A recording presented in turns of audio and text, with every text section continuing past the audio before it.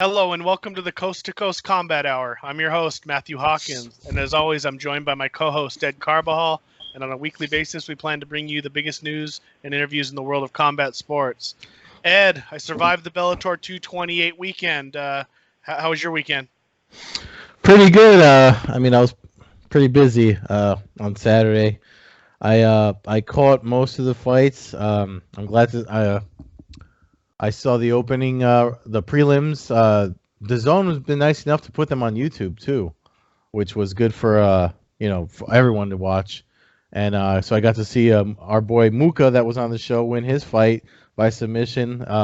It's funny. I know he wasn't trying to do that, but I don't know. Hopefully, us talking about it, we spoke it into existence for him. Is that was a poetic win for him? But yeah, man. I mean, you definitely had some good tickets to a good event. So I mean, I don't know. Just I guess you should probably take us through it, man, because you were there for the action live. What stuck out to you the most?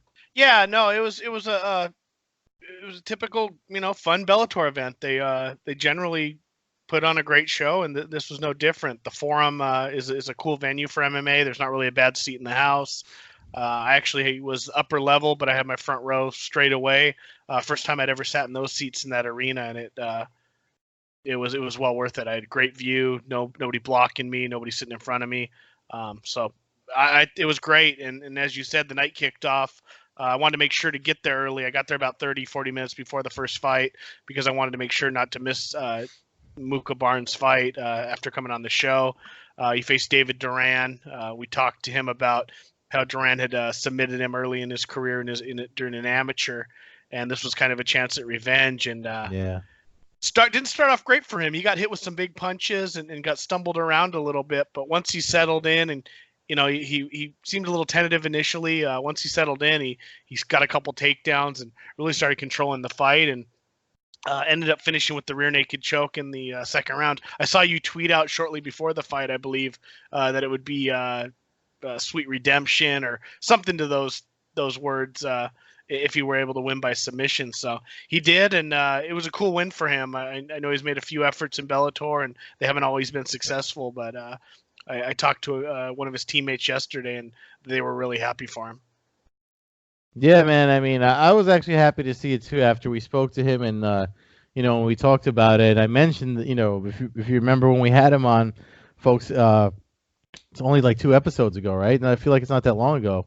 But I said to him, I was like, "Oh, so this would be a nice way for you to run it back." And the face he made, I remember, stuck out to me when we said that to him. He was like, "Yeah," and it's crazy that especially when you can hand back a victory the way that you took the loss from the same guy, because he said he got guillotine choked by Duran back in their amateur days. I mean, he's obviously put in a lot of work and evolved so much from back then. So it was good to see, man. But I mean, the tournament, man, Jesus, that was I mean, I don't even know where to start. Like I said, what stuck out to you the most? I mean, for me, the McKee with Georgie Karakhanyan was something that I thought I didn't see it going that way. Like I had McKee winning. I think we both had McKee winning, but I don't think it was. I didn't expect what happened to happen. Yeah, no, I mean that jumps up the card a bit, but yeah, AJ McKee Jr. knocked out Georgie Kanaharian in 8 seconds, landed a big left hook, and then finished with some ground and pound. Kanaharian was pretty much done from the punch standing though, and he went down hard. McKee just continues to be the phenomenon, that a lot of us kind of saw early on in his career. He obviously had special talent. He's got a great pedigree. His dad also picked up a victory. Antonio McKee picked up a ground and pound win as well earlier in the night on the prelims of a battle of a couple older gentlemen on the card. But yeah, I mean, McKee, I went to the fight with Yuri Thompson, who we've had on the show before, someone we both know, and he's heavy on the AJ McKee bandwagon. I mean, he thinks he's going to win the tournament. He thinks he's the big favorite to win the tournament. We had some disagreements on some stuff. I thought Kanaharian would put up a better fight, and I kind of hoped he did, but obviously when you get a chance at an 8-second knockout and something like that, it's always cool to see. Wakes the crowd up. in this case, it was nice because it came off the Darian Caldwell win over Henry Corrales, which was really a big downer for the night, in my opinion, and a lot of people kind of sitting around me in the arena. And I even noticed Caldwell taking some hits on Twitter. He won the fight. In a sense, he fought a smart fight, used his wrestling to really smother the heck out of Corrales, but not the same Caldwell I felt like we were seeing up until the Horiguchi losses. So I don't know if those losses. Obviously, Corrales is a big puncher, but not a lot of excitement out of the Caldwell fight that night. Did you catch that one? I did, but that I was gonna say it's actually that's one that I excuse me. That's one that I kind of saw it going that way. Like I said, I know, people are going to be critical of the way folks grab wins and whatnot, but I mean, a W is a W, and I'm not gonna say it was bad. I mean, again, you're asking the guy from Jersey, Yeah, to, no, I get it. Yeah, I yeah. get it. He came to win. I just didn't feel like he necessarily came to fight, and there's a fine line between the two. There's you got to be smart. He used his strength to win the fight. I don't blame him for what he did. I'm just saying that the AJ McKee knockout following that was a cool. It helped the arena get back on pace because we were really the prelims were awesome. They started off with 7 finishes in a row, and then we had there was a decision mixed in there, but it was really it was fun. The atmosphere, the arena was into it. The opening bout, the Weichel Rogers fight, although that also went to decision, but that was really one of the fight of the night. So it was a fun. Weichel looked great. A lot of people in the crowd were for Rogers. They were real high on him, and coming into this, I didn't know a ton about him. We've seen him a couple times in some of the European Bellator shows, but we both kind of, I think, agreed that Weichel was basically the experienced fighter that was going to, show his experience. And I thought he looked outstanding. Really, not so much one of the unexpected highlights, but he stood out to me as a real threat to the tournament if he can be on his game. I thought he fought a great, smart fight and beat a good young fighter in Rogers. Yeah. Again, like I said it when we were looking at the card. Weichel is one of those guys that I'm just when I think of Bellator staple fight, I kind of put him there with Sadawad and all those guys that I always saw as just like Bellator staple fighters. So yeah, I mean, I don't know, man. It was definitely I think that was the one. Is that that started off the main card, right? Yeah, that was the first main card fight. Yeah. So that got it going, and that was, like I said, that was a great fight. The crowd was really pretty into that fight, and then the Caldwell fight happened, and then the McKee dropped the bomb on Kanaharian, and so the tournament at this point we had 7 of the 8 tournament fights going back to the September 7th show where they had the first half, and that led us to what was initially the main event. They ended up doing a shuffle of the cards so that they could get their selection show that we'll get to. So they moved the Patricio Pitbull versus Juan Archuleta fight up one fight, essentially into the co-main event slot. But it was the title fight. And another good fight. Pitbull basically fought a flawless fight. Archuleta came out slow. Kind of gave away the first couple rounds. He wasn't able to wrestle Pitbull, which I thought was something that he might be able to do. I felt like that was but Pitbull sprawled on him every time.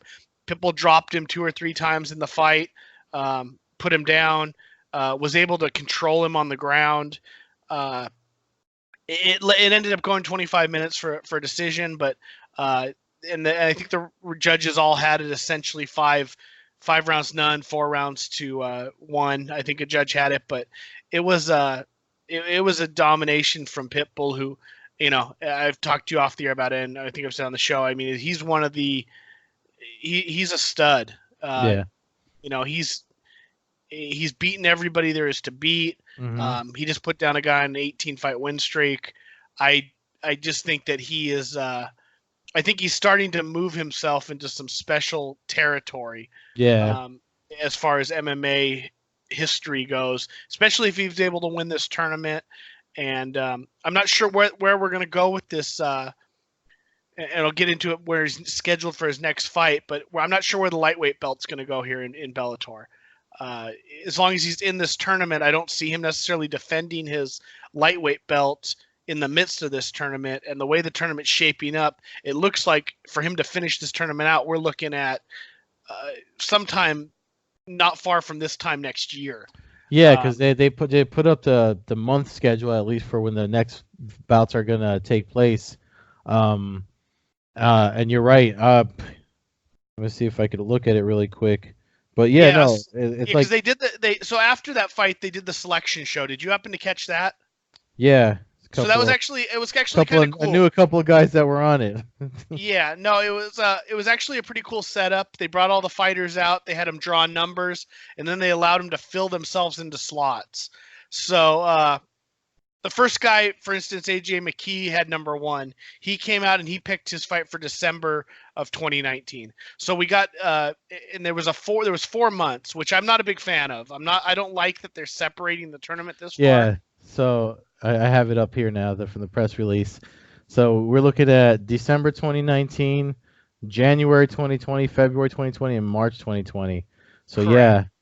So the fights, the fights that unfolded off that after a little bit of, basically the fights that unfolded was December's fight, which I believe is going to be in Hawaii. That's what I've been hearing for the last several months. It hasn't been announced yet, which is surprising to me. That's going to be AJ McKee versus Derek Campos, which is one of the fights that I called on the ride out there to Yuri, actually. He thinks it's a huge mismatch. I think it's actually a good test for McKee because Campos has good wrestling. He's a big puncher, got a decent chin. Yeah. I think it's a fun, interesting fight. That moves us into January. Initially, this looked like it was going to be Pitbull's title defense before he was able to pull the switcheroo as the champion. He was allowed to slot himself wherever he wanted. So It looked like it was going to be Adam Borics versus Pitbull.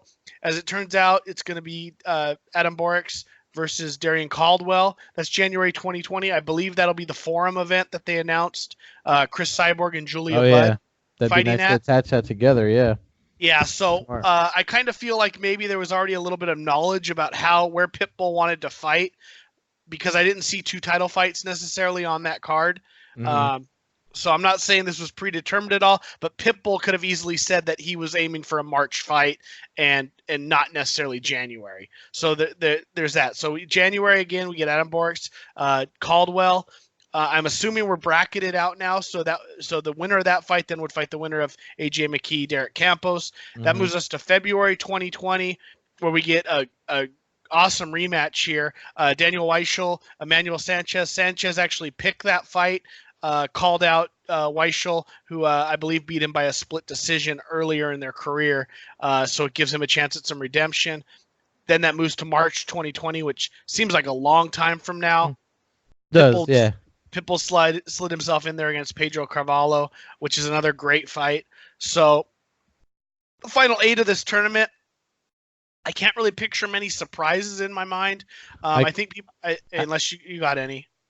No surprises. I can tell you just because of based on their East Coast schedule with Bellator, the likelihood of the Weichel Sanchez fight being in Connecticut and either Bridgeport or Mohegan Sun is high, just because if you look at the way they travel and this around here, that's usually when they're here. February. I think they were out here in March, April, once or twice, but February is usually the more East Coast traveled month. So I wouldn't be surprised if that's part of another doubleheader weekend. It looks like they like doing those, or so when they start planning for 2020. But I wouldn't be surprised if that's an East Coast event. Yeah, no, I kind of figured that too. Historically, I figured December is going to be in Hawaii. If I was guessing, January is going to be in LA, which I think is a given at this point. February would make sense for somewhere on the East Coast. March, I would assume one of these would be in maybe San Jose. So maybe March in San Jose. Weichel, Sanchez. That January card, that might be the one, Matt. That might be the one I have to come out for. Work your way out for that one. Yeah. The other thing is Weichel and Sanchez could essentially headline like one of their Oklahoma cards, and then maybe the Pitbull. Maybe they end up in the East Coast, Connecticut in March with the Pitbull fight to headline a bigger venue. So there's a lot of options. I don't like it being spread out like this. I thought it was cool how we were streamlined with everybody fighting in the month of September. And so I don't like the fact that we're now spreading this out because this puts us into March. So that means, and so we got January. So the quickest the guys out of January are fighting. What we got to February to March is probably April. The March fights don't happen till what? March, April, May, June, maybe July. I mean, we're and then we got the semis and the finals. I mean, we're basically into November, December of next year before we wrap this up. Actually, yeah. Well, I mean, I guess that's what they try to do, though. No, isn't that how they try to? Yeah. I don't see what the difference. I mean, AJ McKee fought the other night, and I think this is their version of like you know how the PFL does seasons. I feel like these tournaments, the way that they've been doing them, this is their version of getting fans ramped up. You know, I actually don't mind them dragging it out. It's like watching a series or a show, and you know, keeping up with the season, waiting for the big finales. So yeah, I mean, I get that. I think it'd be cool. Like in my mind, the next, you know, like let's say you put them all on the January card, and then you got Cyborg headlining, and then you got the four, you know, the Pitbull title fight, and then the other three semis. Then they fight all again in like into April, and then we get the final maybe in like end of July or something like that. It basically is just a 4-month difference, 3-4 month difference. But it is what it is. It's what they've done. Obviously, they know better than me about how their ratings and how the following's been on their heavyweight and on their welterweight Grand Prix. So I'm not here to doubt them. I liked it when it was tighter. I feel like this gives the opportunity for people to lose track of what's going on. But if the fights are good, then no one's going to have any problems with that. So yeah. So that happened, and then they brought out the main event, which was initially the co-main event, and two MMA legends, Lyoto Machida and Gegard Mousasi. Turned out being a much closer fight than I initially anticipated, and I think that as the fight started off, I think you thought that Mousasi was going to do his thing, and I didn't really ever see him finishing Machida, but there was a couple chances he hit him hard. He hit him with some good punches, but Machida did his thing, hung around. Interesting while commenting, you know, Machida's style, he comes in for a strike, and it's like it's almost like a car crash. You know, he comes in throwing a knee or a punch, and even if he doesn't land it, it's like they hit each other and then they kind of separate again. Yeah. You don't really know. From a judge's perspective, it's hard to really know, in my opinion, what damage is necessarily done or who's winning the confrontation. Because, like, you know, Machida does this karate thing, and then it's like, you know, like a viper strike. He comes in, and it's a collision, and then they kind of re-separate. And so it's a really an interesting thing. But it also led to Machida seeming like to shift the momentum. He did have some, you know, but in the long run, Musashi ended up winning a split decision. I didn't see that. I thought it was 29-28. Gegard, one judge gave it 29-28 to Machida. One judge actually gave it 30-27 to Gegard, which is even more, in my opinion, in line with than giving it to Machida. But good win for Mousasi. He called out Lovato Jr. for a rematch, made some jokes about him using PEDs. So I saw that with the nipples and everything. Yeah, so there could be some bad blood leading up to that rematch, which is never a bad thing. Get some smack talking. Musasi's usually pretty quiet. This is the first time I can ever remember in my mind him really kind of. Maybe it's because he played that old version of Teenage Mutant Ninja Turtles with James Lynch, and he got all worked up because over those bad graphics. So I didn't see that. I'll have to check. Oh yeah, you should check it out. It's hilarious. So that wrapped up Bellator. That set up their next plans. As stated, they also announced that Julia Budd will defend her title against Chris Cyborg January 25th in Inglewood. So that's something to look forward to. They brought both of those fighters out. They faced off. They had Cyborg signing autographs again, so they're really using her. They're promoting the heck out of her right now, which is obvious and a smart move for them. But that kind of leads us up to this weekend. One fight of note, alum to this show and somebody who's been on a few times, Fernando Gonzalez travels to Chechnya for ACA 100. A big fight for him, coming off a loss, fighting a tough Russian fighter, Abu Bakar Vagayev, who's 16-3. Yeah. Ranked the number 4 welterweight in Russia according to Tapology. And then Fernando Gonzalez, who's got some bizarro ranking on Tapology. They got him 235th welterweight in the world, which is asinine. He's easily much higher than that. So I don't know what those rankings are necessarily based on. But anyways, Fernando, big fight, pretty high up on the card. He's the third to the last fight. So we wish him all as well in his travels. Hopefully he gets there easier than his previous travels across the pond. And I know this is his first time out in Russia for a fight. So hopefully he enjoys that experience and picks up a win. I think he only had the one bad trip that he documented, though. I don't think he's always had bad trips. No, but I don't think he's had too many long trips, and it doesn't take much when a trip starts getting to the 20-hour time frame. That's something you don't forget, that one. So hopefully again he gets a big win and we're able to talk to him sometime in the near future coming off a win. Another alum, Mason Ecobelis, who's still fighting amateur, goes for his 4th title. He's going for the California State title. Big Daddy Mace. Yeah. Big Daddy Mace is going for the title this Saturday night at Commerce Casino here in LA. So that'll be good. He's the one that got me eating avocados for dinner.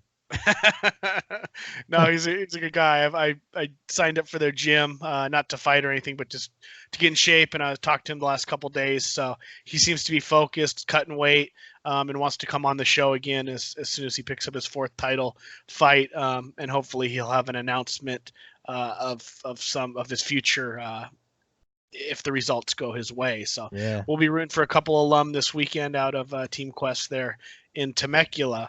That brings us to the big middleweight title fight. We're finally unifying the belts at UFC 243 in Australia.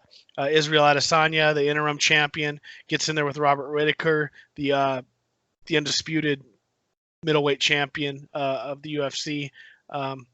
Really a battle of the 1 and 2 fighters in the world, probably at middleweight. I think that's probably fairly accurate. Mousasi might have something to say about that. Lovato still got some work to do, but yeah, Lovato's gonna do. I forgot. He just announced on his social media he's gonna be doing some grappling competition between now and then. So I think Richie Martinez, right? I think it's Richie Martinez here this weekend. As a matter of fact, now you say that. Oh yeah, you might be right. It's like the World Series of Grappling or something, or I looked it up. Yeah, there's a lot of action this weekend. So, but yeah, I'm pretty sure it's Richie Martinez out here in Southern California. So that should be an interesting match. But again, going back to this card, great fight there. I'm not going to sugarcoat it. The card's pretty damn weak for a pay-per-view. I know Holly Holm had to pull UFC out of her 243. Fight, yeah. But yeah. You know, I think I feel like they did it with Ireland, really pushing Connor and yeah, taking their fans' money. I feel like they're doing it again now with Australia a little bit here with this card.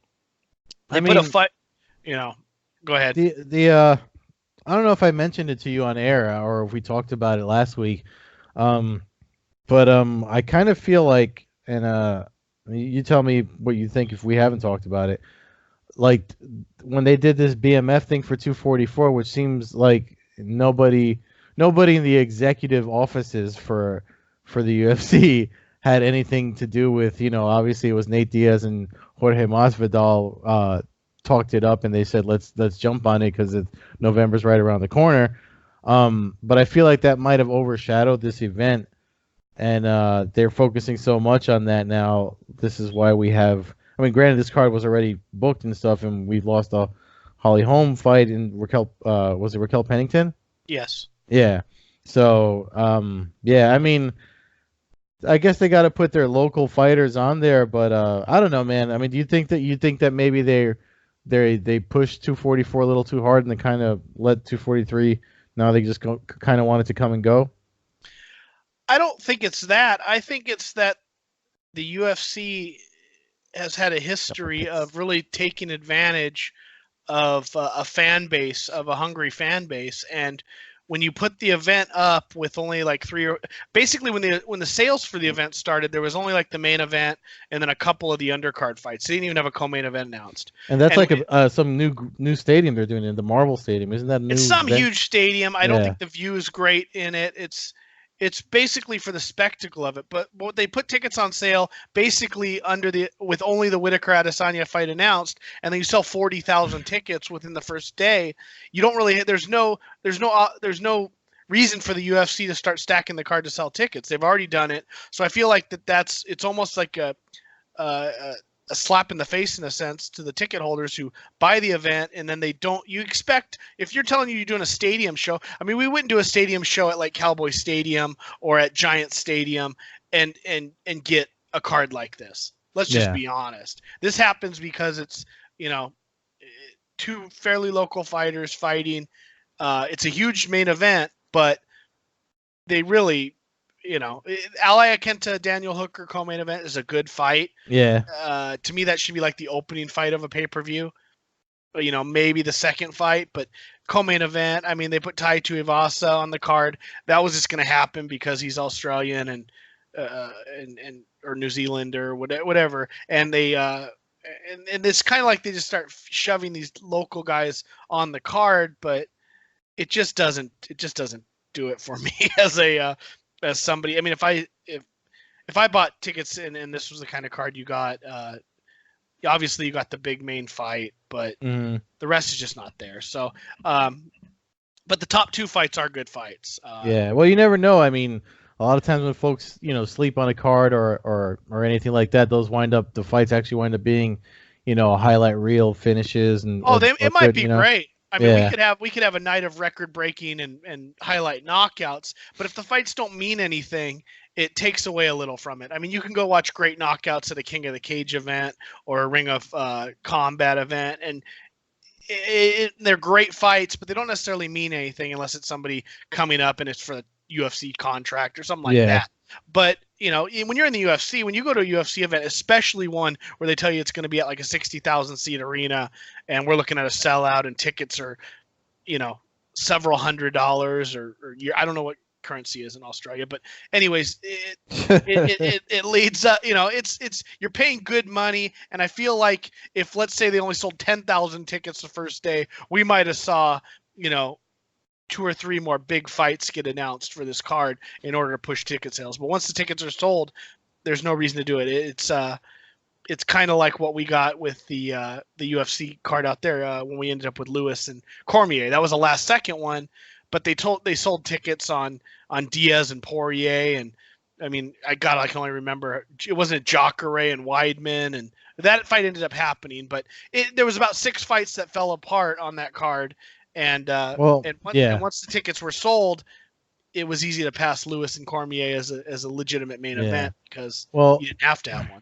Talking about fights falling apart, I don't know about you, but when Robert Whitaker fights, like I'm kind of nervous before and after Robert Whitaker fights. Just I feel like, and it's funny because I think yesterday or the day before, Adesanya said something along the lines hinting at it, like why he's getting paid more to fight in this event. Because I mean, Whitaker's spent a lot of time as champion as injured, which is why Adesanya is holding an interim title.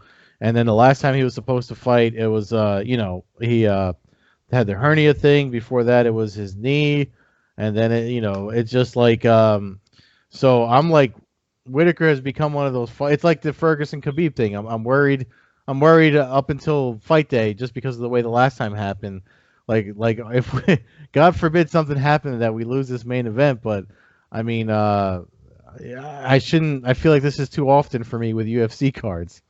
Yeah, I mean, he's only fought in 2 years now. This will only be his second fight in about 2 years. So Yeah, I mean that is in considering some of the reasons that he wasn't able to fight. You never know And what to so, expect. But and the thing is, like, say he wins, and retains the title, and then he's got to defend it against the next person, whatever.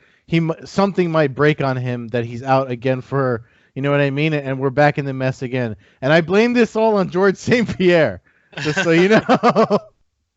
But I mean, I don't know. I know we're going off in a different direction, but I mean, it's just something I'm looking at. So uh, I always like doing my picks on this show first before I submit them to MMAnews.com and SureDog.com, and so we do our breakdowns and picks, so folks get the audio version here first, and that's one of the things that I had the most trouble writing this thing, because I was just like, man, I just realized I don't think I like Robert Whitaker.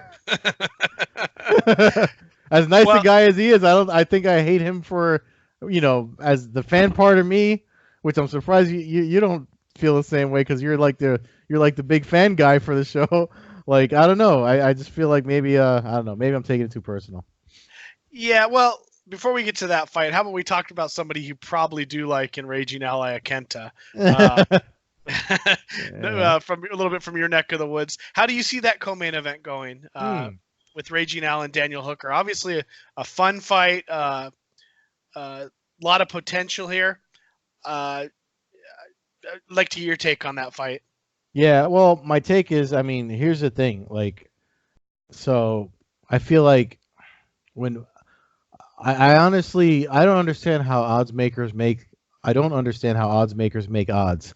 I don't get where they get their, like. I think they either base it on hype, or what they're reading in trending news or whatever. But so my take is, my take is what? Wait, did I fucking write the wrong pick on this? You're I confused about finished. odds makers. Yeah, well, like I told you, I'm having a weird day. Oh well, you know what? That's because I did a little bit more deeper research. So, the thing about these fights, it's the same thing with the main event, and this is the other one. It was hard for me to make a pick for it. So, uh, for me, Ali Quinta's biggest show of strength and grit and, like, durability was when he fought Khabib Nurmagomedov on short notice, went all 5 rounds, and took it to a decision. Not only did he do that, there was points where he actually looked good in the fight. He landed, you know what I mean? So because of that, I see this.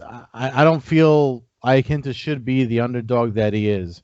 However, I do understand when you look at Iaquinta's record. I mean, he fought in Canada, but you're still kind of like North America. Like, we're still in the same hemisphere. This is his first time fighting all the way in, as we say in Jersey, East Bumblefuck. So, like, it's like, I feel like that might be why he's the underdog, and because of that is why I hesitantly pick Dan Hooker to win. Yeah, I think Kenta wins a decision in this fight. I hope. What are the odds? You know what? I didn't look at them, but they're ever changing. But either way, they keep having him as the underdog. Actually, I can tell you right now. I mean, he's I mean, I think it's because of Hooker's. Doesn't he have a high KO rate too? If I'm not mistaken. Yeah, well, I feel like the odds makers are just trying to place the odds so that they can bring in money on both sides. You probably Yeah. have the local guy in Hooker fighting, so he's probably bringing in a little bit of money from the locals there. The Vegas odds makers, I would think, would I probably hope we didn't record the message you just sent me. Iaquinta's plus 132. So Iaquinta's the small underdog right now, so yeah, it's a small one, yeah. Okay, so that will so he's the small underdog. That means money's coming in a Hooker. Basically, it's even money. That means the casinos are going to get rich off this fight no matter what happens. Yeah. The then the main event, Adesanya Whitaker. I'm going with Adesanya in this one. More active fighter. I don't. If it's a stand, I expect a stand-up fight. And in a stand-up fight, I'm going to take the heavier striker. I feel like that's him. I think Whitaker's great. I don't like all the injury problems he's had. That's not a knock on him. It's just the way it is. I'd rather have a more active champion and a little more charismatic champion, I guess, and Adesanya adds a little bit of fun to it. So I'm going to go with him. Let's say 4th round knockout. For who you said? 4th round knockout? I just lost my notes. Sorry. For Adesanya. You think Adesanya's going to knock out Whitaker? Huh? I do. I do. I mean, Romero hit him hard a few times, dropped him, hurt him. I think Adesanya can really use his pinpoint striking, and once he's got him hurt, I think finish him. Where Yoel's just searching for the big shot. So, and I know I just spent like a good 5-10 minutes dogging Whitaker, but the thing about when Whitaker is okay and he is fighting, he is kind of a hammer. Obviously those wars he went through 2 wars with Romero, and so we got to see, like you said, he did get dropped, but he also came back. And one of the things, even though he won the fight against Gastelum, one of the things I took away from that was that when and even the second round of when he fought Anderson Silva, that because he lost on some of the judges' cards, he lost that second round. When guys pressure Adesanya and come at him, they throw him off of his game. Actually, if you guys haven't checked it out, whatever the hell Luke Thomas's new gig is, he did like almost a 20-minute straight breakdown on Adesanya's usage of feints coming from kickboxing and strikers. That's a big thing in striking arts. And so he did a whole breakdown from a few of his fights and highlights that said that showed how he uses them and why they work so well for him, and why his striking seems so surgical. But I think again, the Silva fight, that 1 round, and the Gastelum fight, if he gets a guy that just marches into anything, all that flicking and that trickery and all that nonsense that he does, I think that gets thrown off when somebody comes at him. And I think Whitaker's going to come at him. And I honestly feel like Whitaker can pull off a decision. I think he'll lump up Adesanya. But I mean, I'm going to disagree and say Whitaker can pull off the win. Not by finish, maybe a finish. I don't know. The damage, every time I think about this fight, I keep seeing Adesanya's swollen face and how he looked like the way Martin Lawrence looked when he fought whatever boxer was on the Martin Lawrence show. It was like that big swollen Martin Lawrence mask. I mean, he looked messed up, So that's I'm gonna go Robert Whitaker. Well, at least one of us will be right, so that'll be a positive. That's for sure. But I mean, it'll be interesting. We'll see what happens Saturday night. Yeah, I mean, I know the other fights on the card. I have the picks for them. I don't know if I should read them. I might as well read them off. I know you said you didn't really. I mean, I agree with you as far as the card. I mean, it's not the most. Those are the 2 fights that most folks are looking forward to. I mean, they have Tai Tuivasa and Sergey Spivak, and I mean, I'm picking Tuivasa because he's just won a lot in Australia. He's got the 1 loss at the Adelaide event, I think, but after that, every time he's fought at home, he's won. And then they have this guy Luke Jumeo. I know we were screwing around before we started recording trying to pronounce this guy's name, but I mean, that looks like a fight that Diego Lima's probably going to win. And then Jorgen De Castro versus Justin Toffar. That's the fight from the prelims that got bumped up to the main card because of the removal of the Holly Holm Pennington one. And that one, I simply picked Jorgen De Castro because of they're both, for folks that don't know, they're both undefeated. They both carry a lot of high knockout KO rate. De Castro only has 1 win by decision. So I figure either these guys are going to put each other away early, and they'll move the card right along. One of them will knock out the other, or someone's going to be smart and try to test, the other aspects of the fight game. But because of the slight experience, I picked Jorgen De Castro to win that. So that's pretty much the full card the main card for UFC 243. Cool. Are you gonna be out at the bars watching it this weekend? Yeah, I mean, I have a really nice. So if folks haven't been reading it, I've done 2, and they do well at MMAnews.com. I do the 7 takeaways from every pay-per-view event, and apparently they're being well received, and it works out really well because I start writing with everything that happens on Fight Week. I start writing it around this time. Usually starts with this podcast because Matt wakes me up to things I should be looking at and stuff when we talk about fight cards, so I pay attention to those things. And I go to it's literally a 4-minute drive from my house where I watch it, and they got really good wings, and I can race right back home, watch the post-fight press conference, and catch any other things up. So that's pretty much how I'm going to watch pay-per-views until I die or something. Hey, it could be a lot worse. We got so caught up in this other stuff. We skipped out on the fact that I'm actually going to Bellator again this Friday night.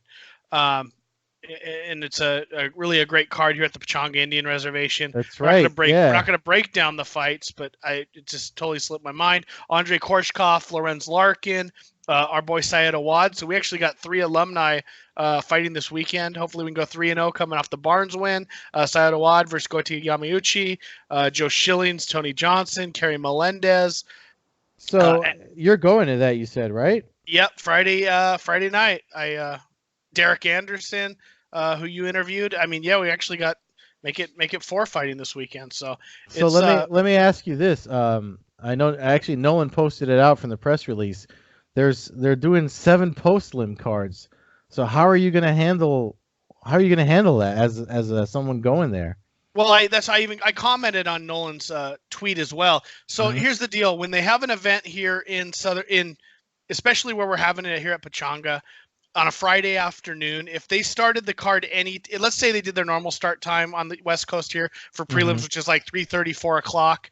If they did that, if you were coming even from like 20 miles away, you basically would have to be here by 2 o'clock in the afternoon. You'd have to be here basically 2 hours before the event in order to clear traffic. Otherwise, you're going to sit in traffic, basically bumper to bumper traffic for an hour and a half to get here. So the old Friday events that I would go to, I've been to every event. I believe every event that's ever been at Pechanga, and that you would go early and there would be like me and like 6 other dudes in the crowd. It was just most people can't leave work early, so they've decided. It seems like it was maybe 3 events ago. They went to basically 2 prelim fights, start at 5 o'clock local time here, and then they have the post limbs. Now the advantage to being on the West Coast as opposed to where you're at on the East Coast is this event's going to end at like 8:30 at night, the main card. So really, if the post limbs, if it goes till 10:30, it's not a big deal. You're still getting out. There's still the casino. There's still the nightlife is just getting started. Whereas if the event ended at 8:30, you kind of walk out of there. For people that are younger and more likely to want to go out and party, it's still kind of early in the night, even for gambling and drinking and stuff at the casino. So I think it just works out better. Local fighters weren't. I mean, if you're selling tickets to people and you're the local fighters on the prelim, you were showing up and there was 9 people in the crowd. I mean, it didn't make it possible for a lot of the fans, unless you were hardcore crazy like me who'd take a day off work just to get there for the first prelim. Most people weren't making it. So I actually kind of like it. It does kind of suck when the post limbs are underwhelming. This event is not that case. I mean, you've got Derek Anderson against Guilherme Bamba. Who else? Mauricio Alonso returns. He hasn't fought since he knocked out Josh Koscheck. So that's kind of an interesting one. Another Russian, another Tokov fights. Joey Davis is on the prelims 5-0. Vladimir Tokov. Exactly. Vladimir Tokov. And then Anatoly Tokov is on the prelim right now scheduled. So there's name fights. It's not a bunch of jobbers kind of going at it to fill out the Yeah. time.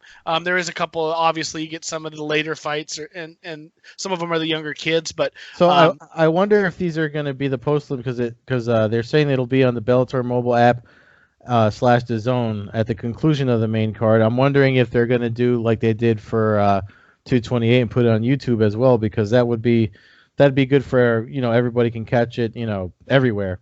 It would make sense to me. I don't Yeah. see any reason to hide these fights from anybody. I mean, it's not Mhm. the main card. It's not fights that people are necessarily clamoring for. But again, on the West Coast here specifically, let's say you're watching it on TV, you're not at the event. It ends at 8:30. You're still hungry for some more fights. They should make it easy for everybody to be able to watch it. And our boy Sada Watt is on that at least That's right. yeah. Yeah, that's right. That's an interesting fight. I mean, he's fighting Goiti Yamauchi. I mean, I'm interested. I know Sad's tough, but Yamauchi's got a unique submission game for MMA.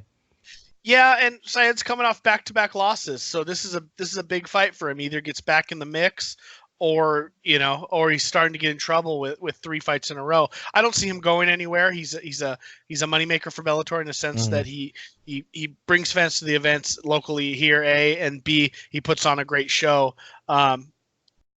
Yamauchi's coming off a win over Daniel Weichel, so and then a loss to prior to that he had a loss to Chandler, but he's another one of those younger guys that's really made a name for himself in Bellator. So that's a great fight.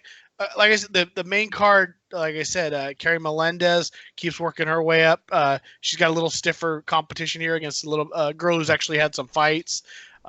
Joe Schilling, record's not great, but again, always brings it. Local guy here in Southern California. Yeah. Fans like him, and he's always that potential huge knockout highlight reel that at the small events people just it's really helpful. And then the main event, Korshkov and Larkin, that fight was supposed to happen earlier this year, I believe in January. Yeah. And it got canceled. But I mean, that's got potential for fight of the year. I mean, we say that for certain fights, but if both those guys show up with their potential game plan that they've used in the past, that could be fireworks.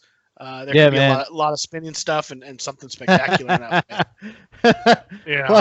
Yeah. I mean, Koreshkov is like the protege or student of Alexander Shlemenko, who likes to throw a lot of spinning stuff. He's guaranteed to throw one spinning back fist every round. Yeah, so. I mean, he's got his spinning kicks, and then Larkin's name is the Monsoon, and that's not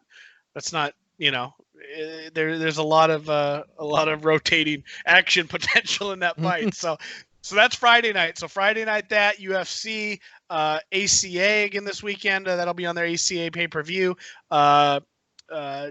Mason Ecobellis fighting here locally in LA, Commerce Casino. And just to also confirm, I checked, and it is Lovato Jr. versus Martinez. That's also Saturday here in Long Beach in Southern California.